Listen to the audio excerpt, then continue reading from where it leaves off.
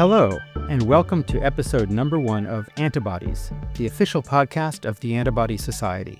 I'm your host, Jonathan Davis, and on this show, we plan to explore the science, stories, and people driving antibody discovery, engineering, and therapeutics, with a mixture of personal stories and technical insights that we hope will give everyone a reason to listen in.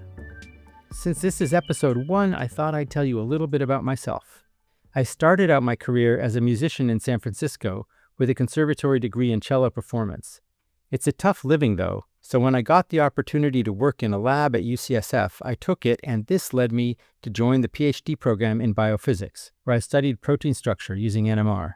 After a postdoc at Harvard Med School studying RNA selection and structure, I was hired by EMD Serono, known to the rest of the world as Merck KGaA, to help them with antibody engineering. At EMD, I learned how to be a protein engineer while working on their cytokine antibody fusion platform.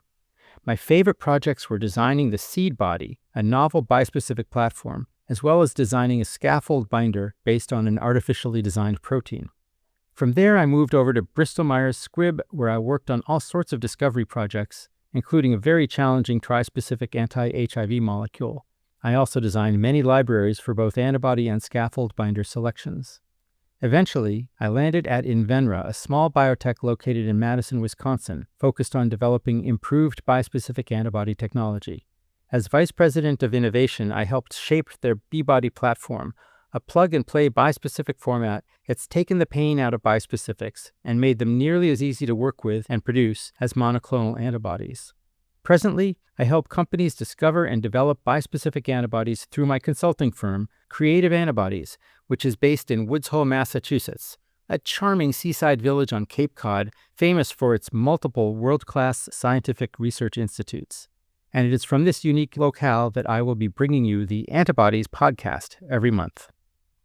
And now for the main event. For this inaugural episode, I'm genuinely delighted to introduce a leader whose influence on the antibody world is profound, Janine Schuurman. Janine spent over 2 decades at Genmab in the Netherlands, where her research reshaped our fundamental understanding of antibodies. Her landmark discovery, which goes back to her PhD work, revealed that IgG4 antibodies aren't just stable homodimers, but they actually swap heavy light chain pairs, creating novel antibodies with the capacity for monovalent binding to 2 different targets. So, nature's bispecifics. This swapping is a natural process in vivo, but Janine and her team went further, inventing a groundbreaking platform to leverage this mechanism for the creation of bispecific antibodies, a platform named DuoBody technology, an approach now powering several marketed therapeutics and a host of candidates in clinical trials. But Janine hasn't stopped there. Her team is also the creative force behind technologies like HexaBody and HexElect, which harnesses hexamerization of antibody Fc domains to dramatically boost effector functions, further expanding the therapeutic utility of antibodies in treating disease. After her celebrated career at Genmab, Janine has embarked on a new chapter. She's now an independent consultant under the banner of Lust for Life Science BV, advising companies across the antibody discovery spectrum. And equally important, she continues to foster the global antibody community as president of the Antibody Society. On a personal note, Janine and I have been good friends for nearly 2 decades. She's renowned not just for her science and leadership, but for the way she brings people together in this field. Sometimes it seems like she's a friend to just about everyone in antibody science. So Janine, it's truly an honor to kick off Antibodies with you as our first guest. Welcome. Thank you. Thank you, Jonathan. It's really wonderful to be here and to help to launch this novel platform for the Antibody Society, for the community we really care about. So thank you for your very kind words. I think, you said so many nice words about me, but I really, really like to say something. It has all been a team effort. All these discoveries, all these inventions. I would have been nothing if I wouldn't have been part of a team of scientists which were all eager to work on the same questions. So I think every discovery, every invention, it takes a village and everybody contributing, they all matter. We are here also blending in ideas. That's, I think, is the essence of creating impactful therapeutics and technology. So I feel super grateful to have been working in this field, collaborating with so many scientists. And I think, Jonathan, you can already imagine that part of this collaboration, it's about, for me, bringing people and ideas together. And I just love to be with other human beings. So maybe that's why I tend to know about everybody in the field, which is definitely also not true. Anyway. It seems that way, though, really. I mean, just watch you after a talk. Everyone comes up to you and wants to talk to you. So it's great. Well said. None of us works alone. Collaboration of people with varied experiences, lots of times the magic that allows big steps to move forward. But that's absolutely fantastic. Obviously, your team should be very proud of the work it's done and that you work together very well. So let's start at the top for listeners who might have just found us, which would be everyone since we're new. Can you share what is the Antibody Society and what are its main goals? Yeah, very relevant question indeed. What is the Antibody Society? I think maybe the key element or the key thing to say about the Antibody Society is bringing people who are enthusiastic about antibodies together. So it's about a community. Some facts. I think we have more than 2,500 members and we exist since the year 2007 when Jim Houston, very known in the field, and we will touch his name later again, founded the Antibody Society with the founding board of director members. Maybe what is most important to mention here is what we actually do, what our output is. So we are this community of antibody enthusiasts, and we really like to encourage the collaboration between academia, companies, but also governmental organizations, all of course with antibodies in mind. What we do is, for instance, we built the scientific program of two very well known antibody engineering and therapeutic conferences. The one every December in San Diego, and also the European variant in May, June. We also organize competitions. One of these competitions is a competition for an upcoming antibody scientist, the Jim Houston Science Talent Award. We have just picked our winner. I will not disclose who it is right now. That will happen very soon. Since the time of this recording, the winner of the James S. Houston Antibody Science Talent Award has been announced.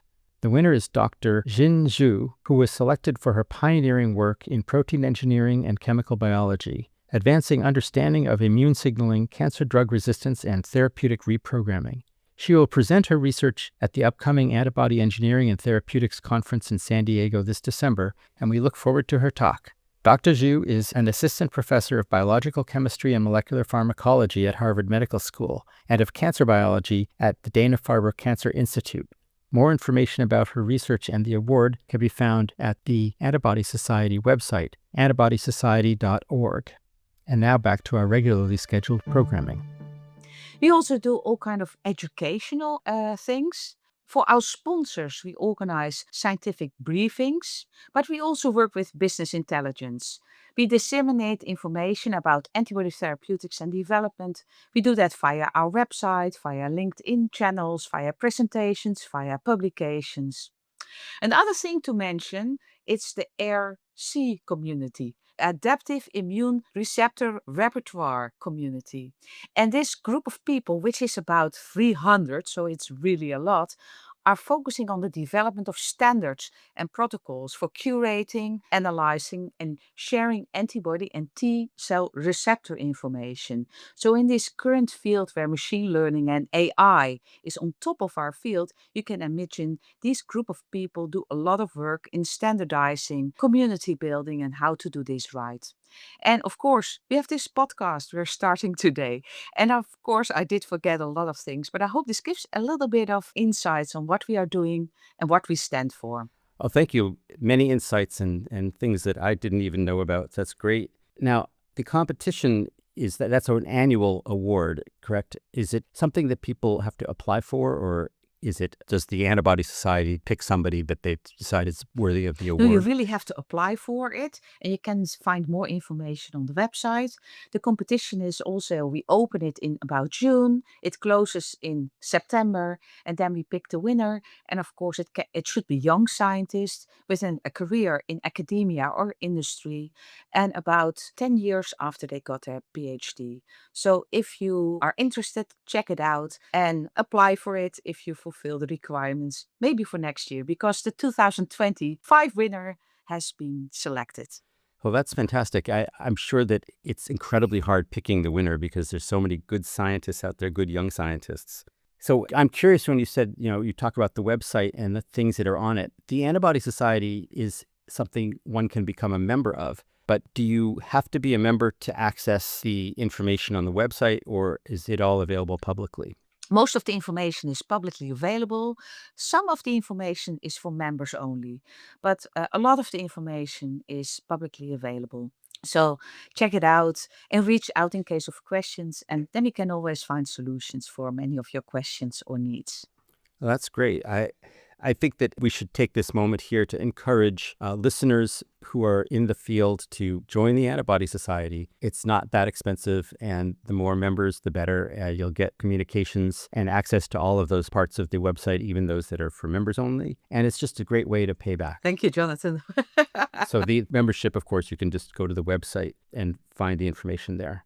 So the other things that you talk about, the antibody immune receptor repertoire community, is a very interesting. They have a podcast as well, if I recall.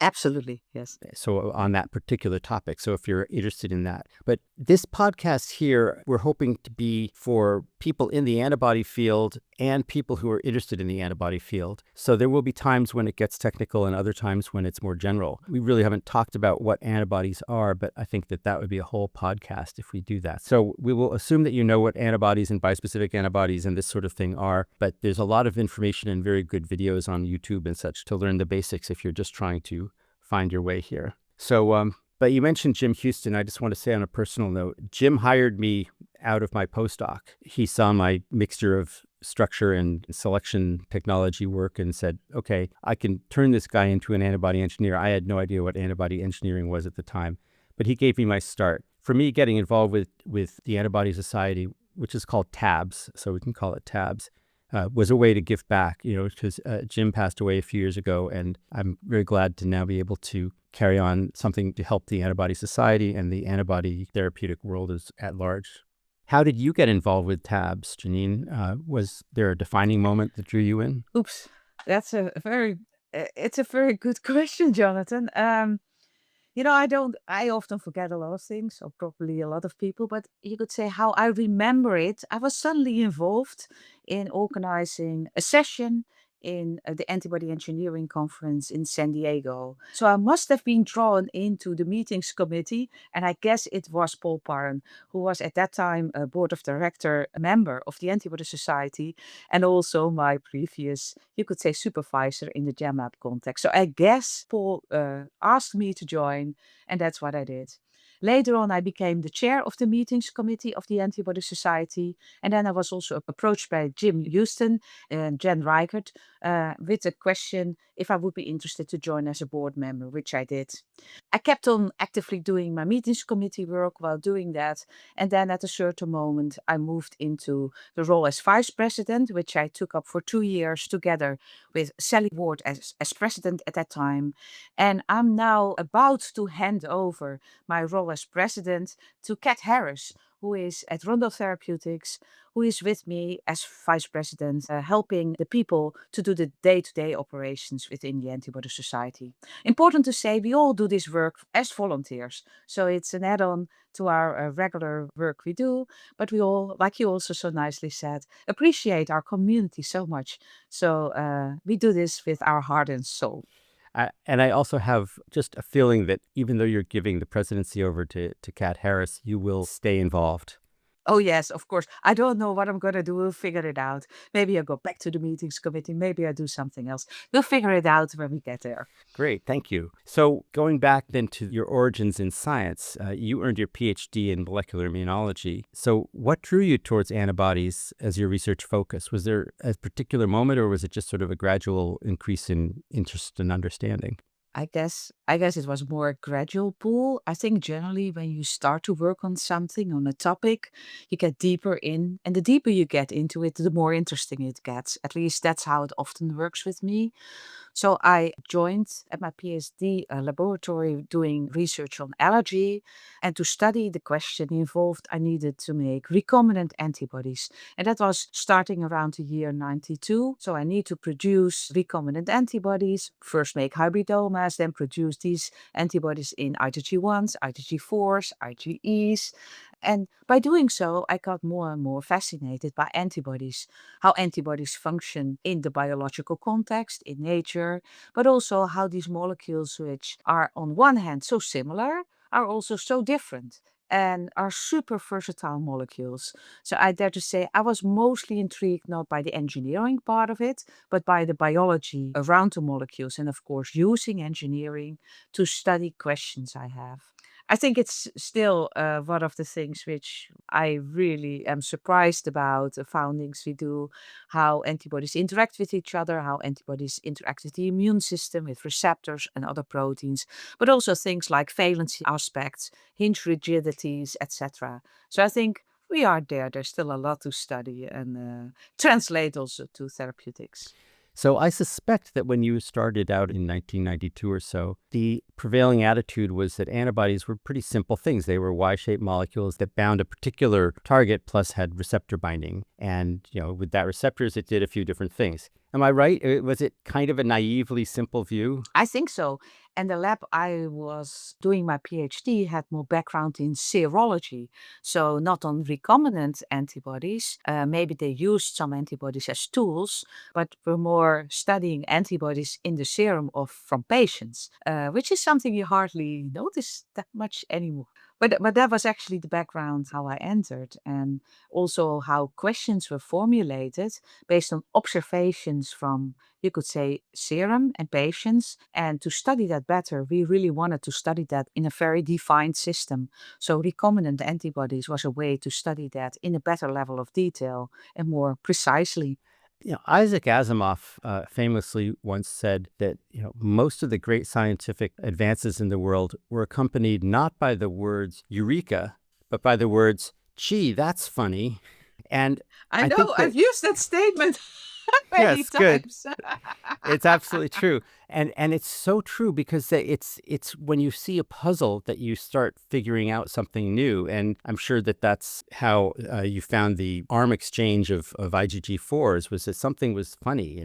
It's not like you thought of it, right? And you thought of it in Oh, yeah. advance. Oh yeah, I'm sure evolution came up with this. Oh no, Jonathan, maybe I've never started a story, but it was definitely a not eureka moment, but and also not a that's funny moment, but a lot of tears moment. Actually, I had a wrong hypothesis about how the IgG4 molecule would have its weird behaviors. I think a lot of our listeners might not realize, but around the year, and maybe they still are not aware of it, but IgG4 antibodies, as present in our bodies, are actually bispecific molecules. A lot of people might not realize that, but at the year 92, we definitely didn't know that.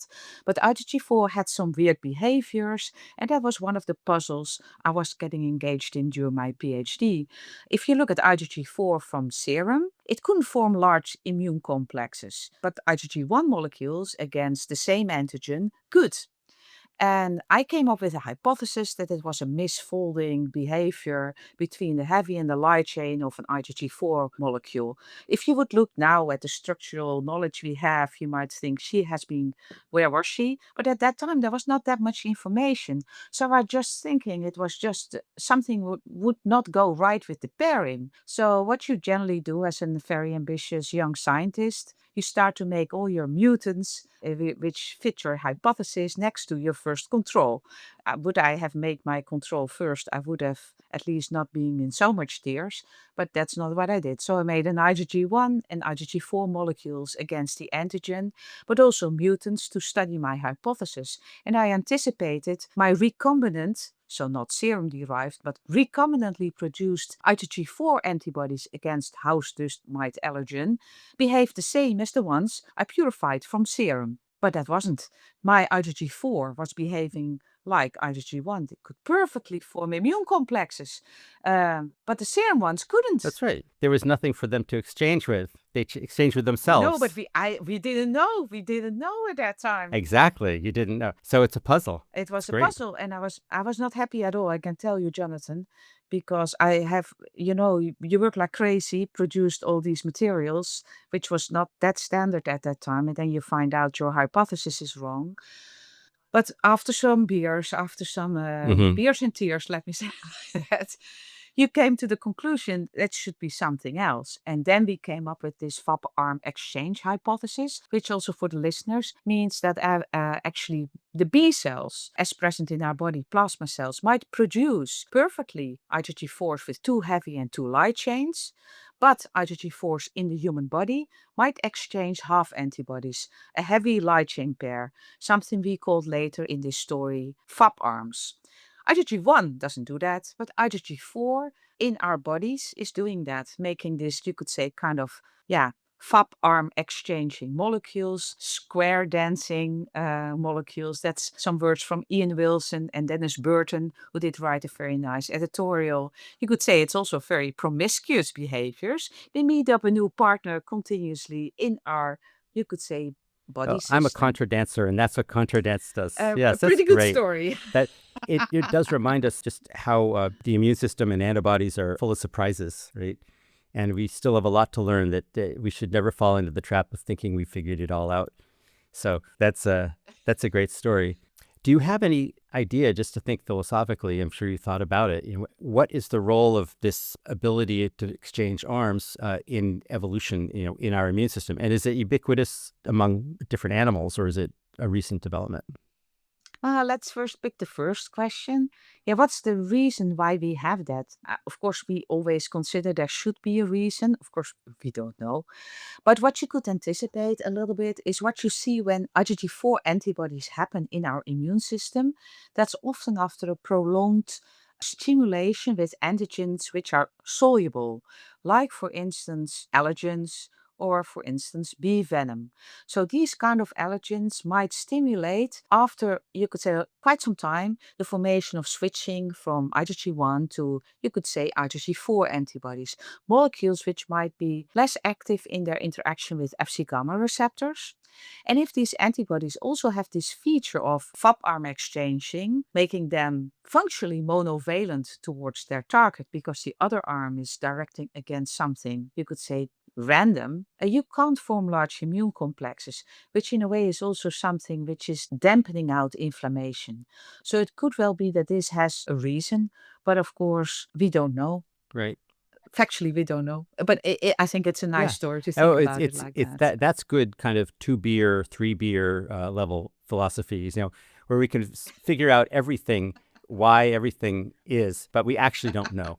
It's great to speculate, though, and we may sometime figure it out. It would be wonderful. We're not, you could say, our body is still part of evolution. You could say the body might not have been designed optimally, but maybe it's a kind of random process.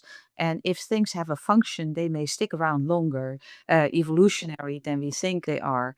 But yeah, it's not like we do in therapeutics antibody design, that we design something on perfect, which is a kind of a nice segue maybe to what we made out of this knowledge. So we made it. It happens actually very spontaneously, Jonathan. But it actually led us, of course, can we do something with this observation? And we happened to find ways to make a bispecific antibody platform out of it, named the dual body technology, which is based on the same principle as the natural principle, but leads to stable molecules, also based on the IgG1 context or whatever we want to do with the Fc domain. But it was definitely inspired by the knowledge we got from how nature does it in our bodies with respect to IgG4, but then a techie design way Well, of I doing think it. being inspired by nature is actually really a great part of this kind of science. And we can touch on that later. But I do want to first ask your other technologies, if you could explain the Hexabody and Hexelect just briefly and tell our listeners what they do and what they may have for the future of antibody therapeutics. Yeah, maybe it's a kind of a similar story, you could say. And that's maybe why I call myself more a biologist than an engineer. Yeah, when we were at GenMap, we were working very much on complement activating antibodies. Ofatumumab, or one of our CD20 antibodies, but also daratumumab, a CD38 antibody, were both antibodies very powerful in complement engagement. And that would make you realize that every IgG1 can do it. But that's actually absolutely not the situation. Although every IgG1 has a C1q binding site, not all IgG1 antibodies will engage complement. So the story is far more complex. So with a group of scientists who are also interested in these cases, academics mainly, we try to understand why can some antibodies against particular targets or particular epitopes engage the complement system or classical complement mediated lysis, while others cannot. And actually, what we found out to be efficient in classical complement activations, antibodies need to form a group after binding to their cellular targets. So they need to find optimally a group of 6 antibodies. And if they are capable of forming this group of 6, which is of course dependent on many constraints, the epitope, the location, the fluidity of the target in the membrane, etc.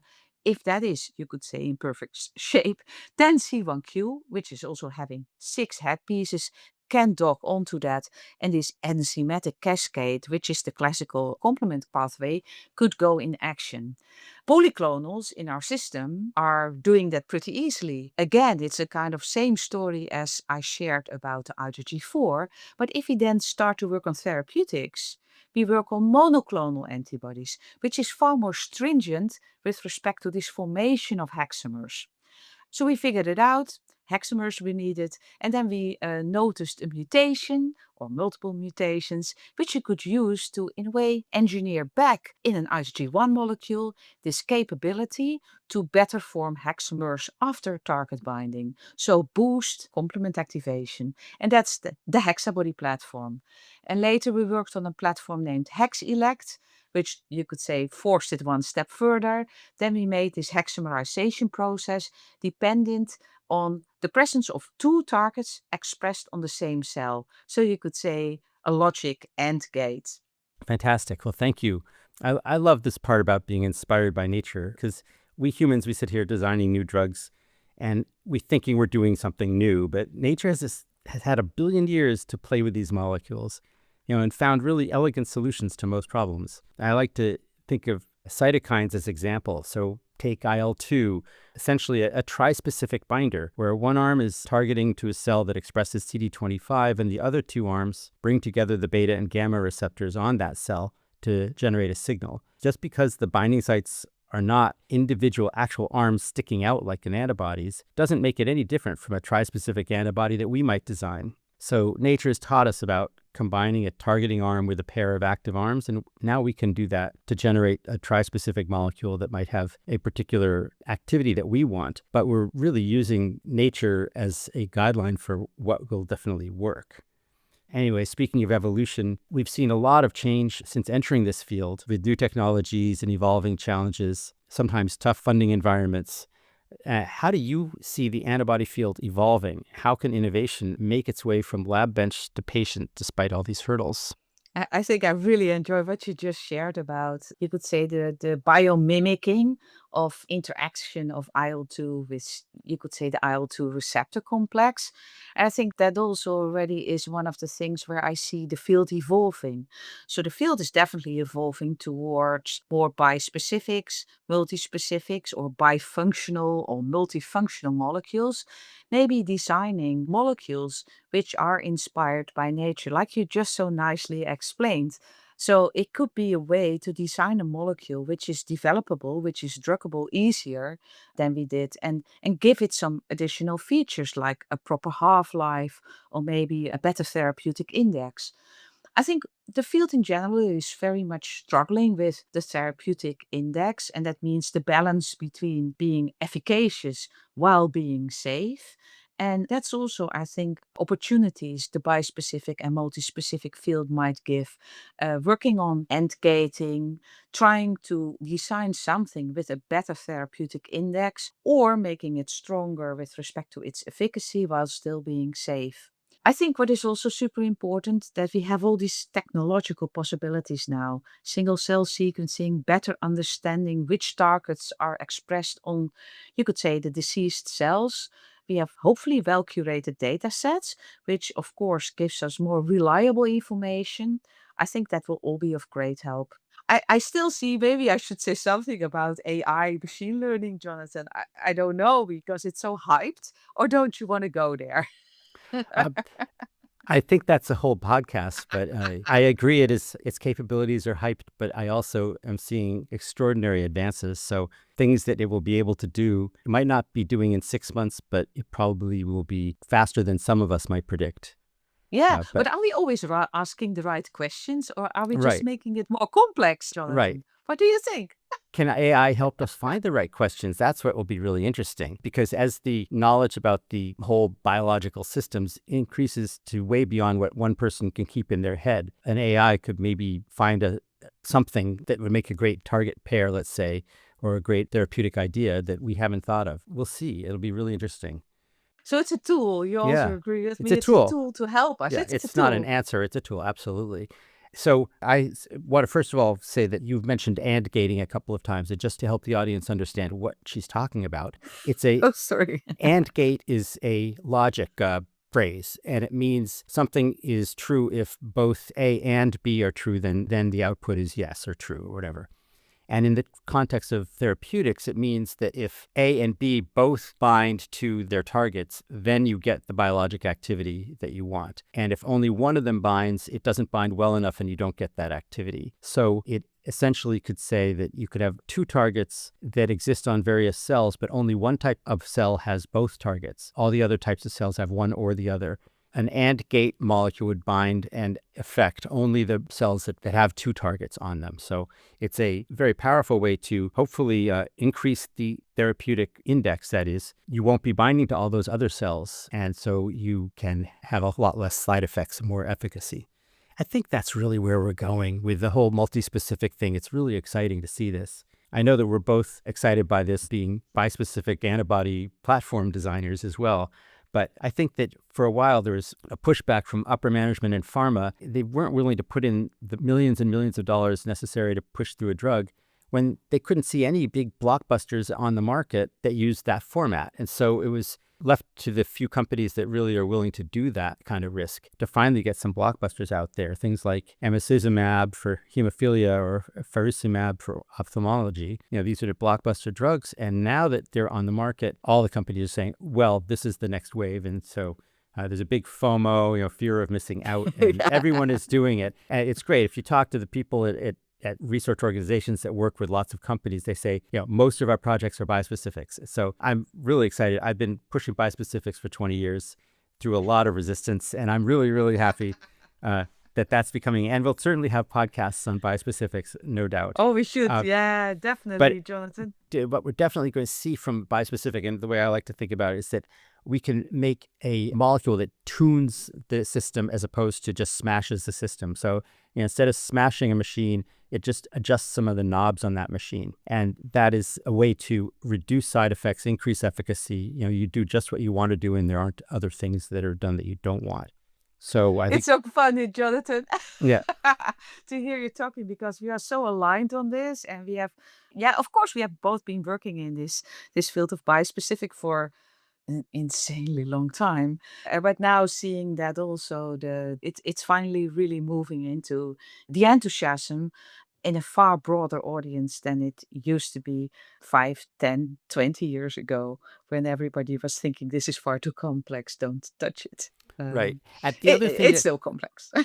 It is. It's still Well, the other complex. thing that's happened though is that the bispecific technologies have improved now. Now we finally have platforms that aren't hard to work with. And that was a huge barrier. If you look back in the, 15 years ago, 20 years ago, any review on biospecifics started out, its first paragraph was something like, biospecifics have a lot of promise, but they're really, really hard to make, or something along those lines. And that's just not true anymore. And That's not everyone has to true. remember this. So before we run out of time, though, I'd like to hear some more philosophical, personal thoughts. I have to say, one of the highlights of my own journey through the science and antibody world has been the amazing friendships formed throughout this community, not just our own friendship, but how has being part of such a collaborative and tight-knit field shaped your scientific and personal life? I, I think that is that's why I'm still around. That's why I enjoy being here. You could say maybe I'm more a people's person than a scientist, even. If that would not have been installed, I'm not sure whether I would have been around. So these friendships, the camaraderie, that has been so rewarding. I am super grateful for that. And of course, if you do a discovery in a team or if you make an invention with other people, that process of creation, that teamwork, I think that's super addictive. Yeah, next to the point that it's sometimes it's not always fun. You also need, you could say, other peers. You also need people who understand what we are doing to talk through your stressors or emotions or whatever is happening in the company or academia you're working. And that comes also back to people like you, that you laugh about things you have, or other people I met in this community, and in a way that takes out your stress, and then you go back to work, go back on your horse and try it again. That could be either a content thing, but also, of course, the tensions, the team dynamics, which is a very normal thing in organizations, in any team people are working in. So it takes a village. And I think when people feel free, when people feel psychologically safe, where people dare to dream, where they dare to explore, I think the most beautiful things can happen. It's really magical. And it's not that easy to have that all installed. So that also goes with ups and downs. But when everything is perfectly there, yeah, that's an addictive feeling I can share with you. And that's also what I find in the Antibody Society. I find friends, I find peers to talk about the technical things, the scientific aspects. I say that very dry, but also talk about the struggles, our careers, maybe cry together and get over it when things didn't work out the way we hoped it would, both scientifically as maybe career wise, for instance. Right.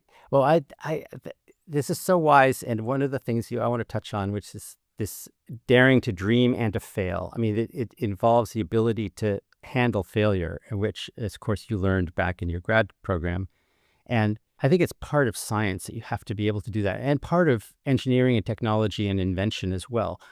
I wish we could teach our kids in school about the positivity of failure. I mean, that trying something and failing is a positive experience, not a negative experience. And I mean, how many filaments did Thomas Edison try before he came up with tungsten? I mean, if he'd given up, he wouldn't have invented the light bulb. Someone else would have. So, And how long did you practice on your cello before you had this career in music? oh And that yeah, also came years. with a tremendous amount of failures, I guess, or Yeah, disappointments. yeah. I think playing music is probably also a big thing in this aspect. You Absolutely. want to say something about it, Well, Jonathan? so I mean, it's interesting. Music and science have such a strong relationship, and there's a lot of scientists and doctors are actually extremely good musicians. I knew quite a number who came to the point where I did, which is decision to become a professional musician or to go to graduate school. I'm not sure of what the wiring may be, but I think that musical training certainly gives you that ability to focus and to work incrementally. And then sometimes you just get it, and to also enjoy what you're doing. And, that's kind of the fun part. I do have a story of my own that when I was a graduate student, this isn't even a science, this is a music story, that I was a grad student at UCSF, which has no undergraduate department in music, but I was surrounded by all these great musicians. So I kind of just decided, why not try this? I put out an announcement and said, let's start an orchestra.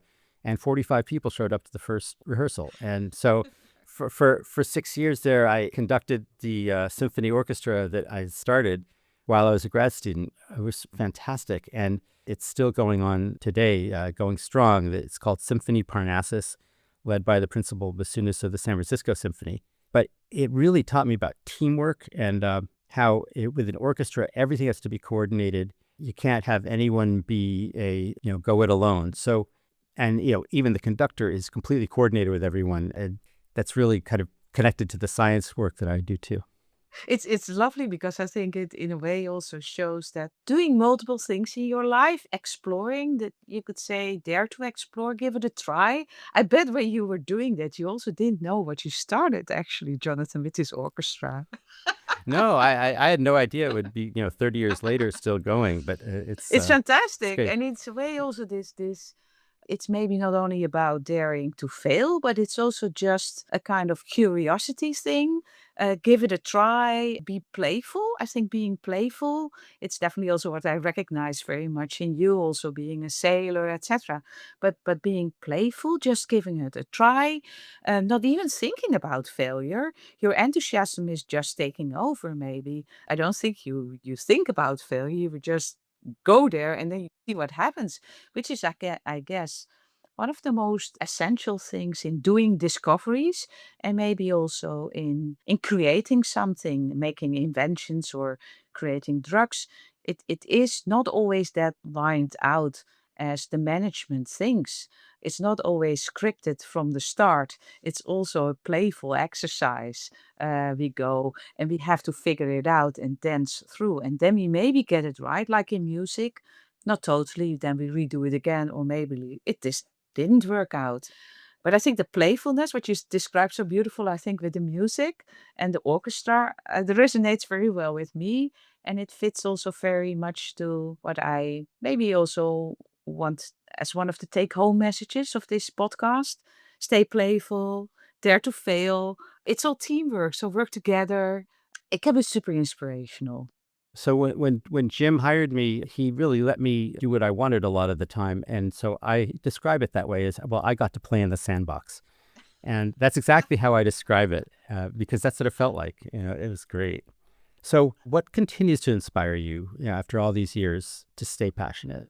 I think doing science itself, I think Hmm. that playfulness, we just talked about it. There's always so much more to discover and to explore, to be surprised, but also meeting new people, meeting new ideas, bringing those together. So I think that is what keeps me going. I think it's fantastic to be part, and I feel super grateful to be part of this community. Wonderful. Well, as we come to the end of each podcast, we like to ask our guests to share something they've recently discovered and enjoyed. It might be a book, a film, a piece of music, a memorable place, or even another podcast. Anything that you think our audience would find intriguing or inspiring.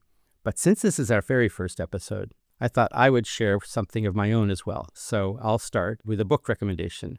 And actually, it's a pair of books separated by nearly 2,700 years. The first book is An Odyssey, A Father, a Son, and an Epic by Daniel Mendelsohn. And it naturally pairs with Homer's ancient The Odyssey.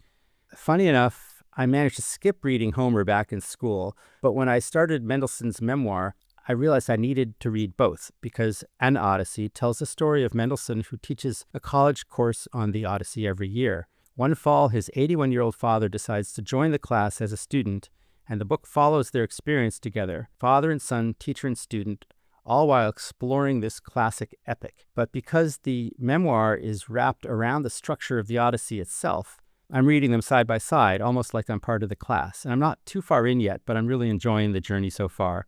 Oh, wow. So if you're looking for something that mixes the ancient and personal, or just miss those college seminars, you might like it as well. So, Oh, wow. Janine, Thanks. what could Nice. you share with Yes. us? Um, yeah, I'd like to share a book recommendation with you. It's called Tomorrow and Tomorrow and Tomorrow by Gabriele Zevin. The book is from the year, I think, 2022. And why I think it's very nice. I think it also brings a lot of things together we have just been discussing today. It's about creativity and about collaboration.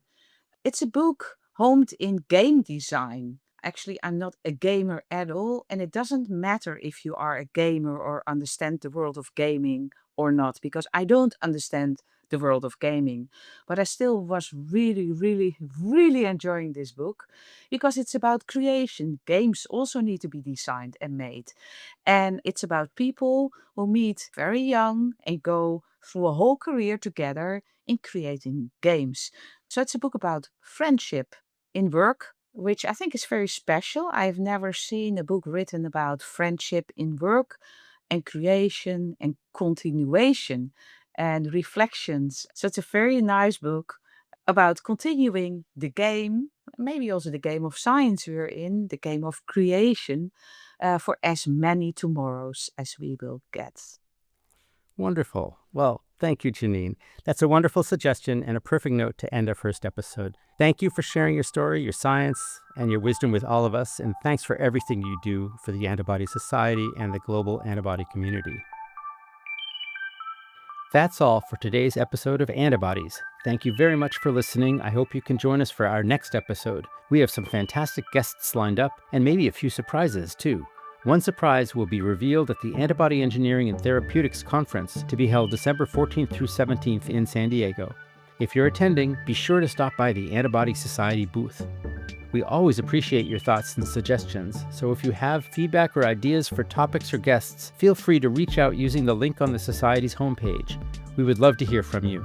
If you liked what you heard, leave us a rating and share the podcast with your friends. Meanwhile, check out all the materials and announcements relating to antibodies, including information about our sister podcasts, at the website antibodysociety.org.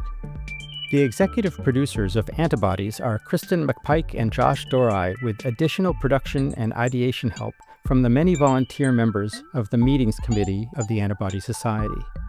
Editing and original theme music is by Jeremiah Davis.